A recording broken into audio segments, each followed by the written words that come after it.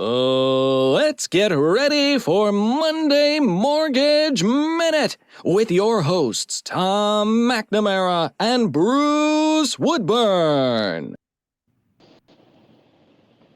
Hey, good morning. Good morning. How you doing this morning, Chase? I'm excellent. How about yourself? I am unbelievable, my friend. So in case you guys didn't notice, we have a guest on instead of Bruce. We have Chase Woodburn, and Chase has been doing mortgages for a while now, right, Chase? Yes, sir. For 4 years, but I've been in the business. It's been around the dinner table my whole life. Yeah, yeah. You grow up in a family full of mortgage loan officers. I guess you learn a thing or two. So that's awesome. And I'm here on site today at a condo. And actually, we're going to talk a little bit about the condo and what I've got going on, and maybe get a little advice from you, Chase. Yeah, definitely. Love to help. Awesome. So here's the situation. I ran into this condo. It was a train wreck when I found it. Really, really bad condition. The guy that was living here is an older guy and had a lot of problems, no money. The place was a real wreck. And so I got it for a really good price, but I did have to buy it cash because it was not financeable in any way, shape, or form. Fortunately, I had the cash to buy it, and then we're in the process of renovating it. So we basically gutted the bathrooms and the kitchen. Didn't really have to do a lot to the bedrooms. Put all new mechanicals in, new AC, new water heater. We're actually converting it from a 1.5 bath to a 2 full bath, Wow. and enlarged the kitchen by knocking down a really old design and making a more open design. So it's been extensive. I think we closed on it back in like September or October, and we're just now finishing up. We're down to the last little bit. As a matter of fact, the reason I'm out here today is the guy's out here doing the stone measurement. So we can put granite in on the countertops. So all that being said, this is really not for me. This is for my daughter, and so I bought it. It's in her name. It's deeded to her, not to me at all in any way. But it's all my cash, right? So so when we're done, the intention is to do a cash out refi and pay Daddy back, right? Right. And then she can have her own mortgage and, pay her mortgage and get a roommate and all that kind of stuff. So we're about to that step. So I'm about to hit you up. So give me some advice, and let's see what I should be doing next. Right. So there's a few things. There's a few things that are really important when you're talking about pulling cash out of a property, particularly one that you just bought. All right. So there's something that's called a seasoning period on your cash out refinance. When that deed is transferred or anything like that, you or your ownership changes, you have to wait 6 months before you can pull money out. Okay. The difference is, or the key is that if you just bought the property with cash and you want to pull money out within the 6 months, you can do that. It's called delayed financing, though. It's essentially a cash out refinance, but the intent is that it's for someone who is just like you, who bought a house that wants to get the money out, but they needed to buy it cash for whatever reason. You take that out within the 6 months and you don't have to worry about that seasoning requirement. But It sounds like, go ahead. Yeah, I was going to say, okay, so I can do, I thought delayed financing only went up to like 2 or 3 months. It can go up to 6. It can go up to 6 months. Oh, yeah. Wow. Okay. I think we're going to be well past that. So yeah, fine. I think we're going to be closer to 9 months. So, but okay, that's good to know. Yeah, that's important to remember, especially if you're buying cash and then you want to pull the money out. You don't want to act in haste and repent in leisure, right? You want to be able to get that done, and you want to know what you're doing with it. Gotcha. So okay, that's important. The other thing is making sure that we've got all this time. We want to make sure that your credit's in a really good spot since you've got all this time to get everything set up. So yeah. So we talked about this a little while. Not you and I, you and me and Bruce talked about this a little while back about her credit, and so I had learned that putting my daughter on my credit card, a couple of cards specifically, there's some that don't do this, but putting her on my credit card would actually transfer essentially some of my good credit to her. And I did that. I added her to my American Express, and her score on I think it's on Equifax or Experian. I forget which one it is, but that's the one we've looked at. She actually got a score. She didn't even have one before. Right. It's populating a score now, which is good. That's what you want to see. Yeah, and then Bruce told me to add her to a second line to give her a little more depth of credit. Right.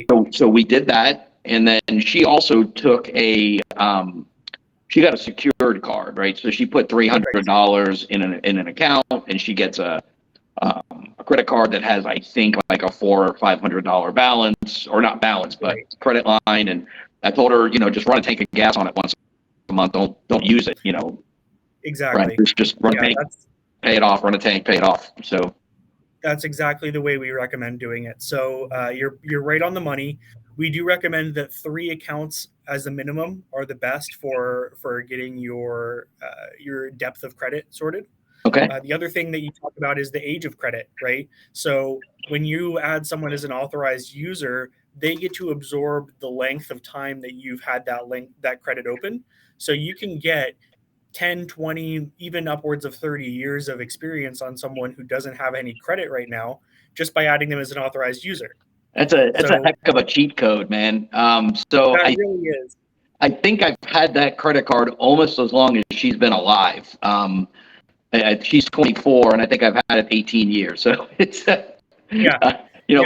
looks like she's had credit since she was 6, but I guess that's good. That's you can't ask for more. Yeah. So as I get closer, because I'm getting really, really close. As I get closer, what should we do next, right? Because we're probably going to be finished with this project first week, maybe second week of June, and I want to refi right away because I really could use the money. So you can actually kind of hit the ground running at this, and you can start the mortgage process prior to the house being done. Your checkpoint for where you need to be at when we're finishing this up, you want the house to be done by the time you order the appraisal. Yeah. You can start the process earlier, right? Because that appraiser is who's going to determine what the quality of the house is and if it's a financeable property, right? Sure. So if you're looking at this and you say, you know what, we're going to be done in 15 days, start the application right now. Say, hey, I'm finishing up the renovation. Let's order the appraisal in 15 days, but let's get everything sorted. And that way I can even get you into underwriting without having that appraisal back. That appraisal comes in and you're cooking. You're hitting the ground running as soon as the house is done.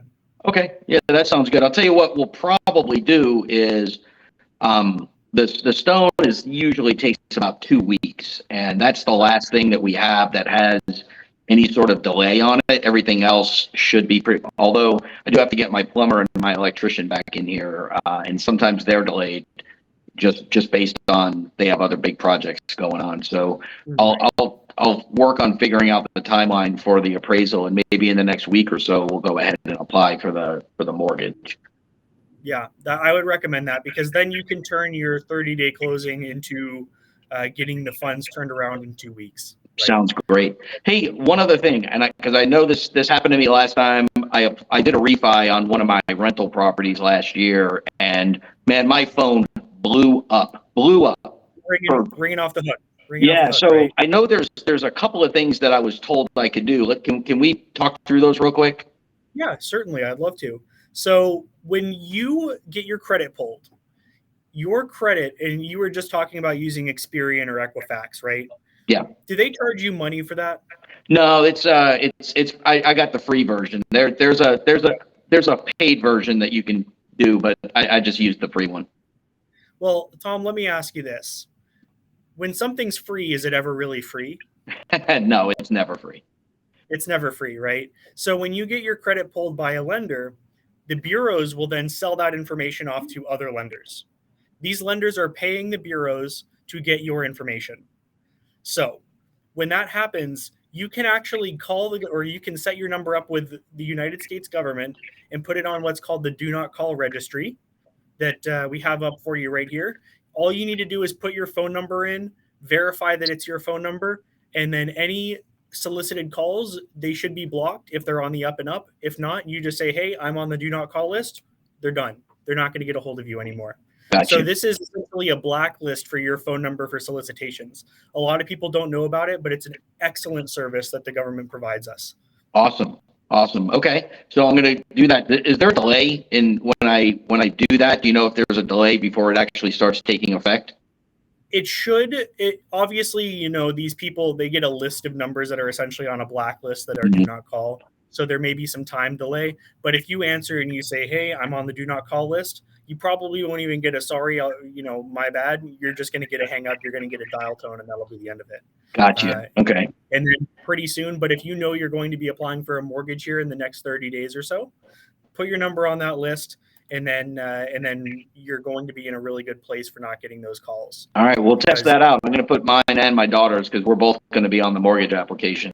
So, all right. And then you said something else, some other thing that I should do, right? Yeah. You should be checking our website, right? Wait 1 second. I completely forgot what we were. Oh, that's okay. It's we bring you home, right? We're going to go out there. Check webringyouhome.com, and you can look on there, and we actually have resources to get yourself set up to purchase a house. Okay. Right? Or to refinance your house. So go to our website, webringyouhome.com, and we have a resources tab that'll tell you all your do's and don'ts. Resources. Okay. So I'll do that later on today. Hey man, listen, I gotta get going so we can wrap up this stone measurement, but it was good talking to you today. Have a great day. Talking to you as well. All right. You too. All right. Thanks. Bye.